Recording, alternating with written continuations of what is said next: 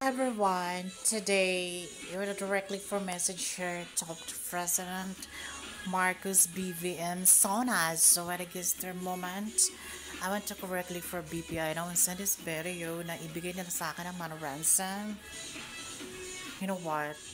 As the call to President BBM Sona because I felt to my TikTok and YouTube for checking my best on my channel. Hindi kailangan iuutos pa yung BPI Filipino people. Bilisan nyo because president's number to this person's online chains. What refers to you is never called to me but this BPI as my items already. Naka-registered ako sa BPI ha. So location BPI short turn road 20 minutes road 20 minutes of Project Quezon City short turn location for street and Bank of the Philippines lawn. Thank you. This is very important to me. Share videos July 29, 2025. This is post to TikTok and YouTube. Kapag kayo po o ang inyong kapamilya ay may sakit sa puso, huwag po kayong mag-alala.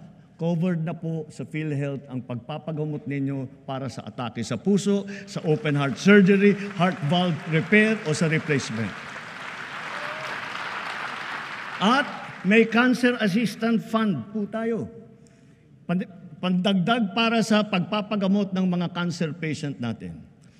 May pondo rin para sa bakuna laban sa human papilloma virus na nagiging sanhi ng maraming klase na cancer. Para naman sa ibang klase na cancer na hindi sakop ng PhilHealth, meron po din tayong nilaang 1 bilyon at 700 milyong piso para pambili ng mga kinakailangang gamot para sa ating mga pasyente.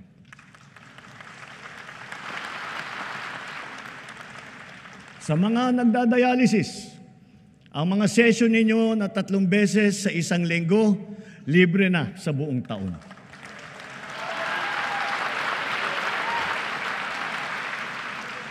Libre na rin po pati ang mga kinakailangang mga gamot.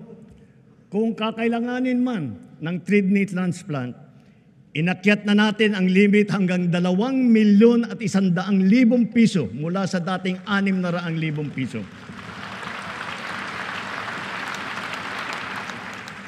At ngayong taon, covered na rin ng PhilHealth ang mga serbisyo at gamot pagkatapos ng operasyon ng kidney transplant. Kung kailangan talaga na magpa-transplant, huwag po kayong matakot sa gastos dahil sagot na ng PhilHealth.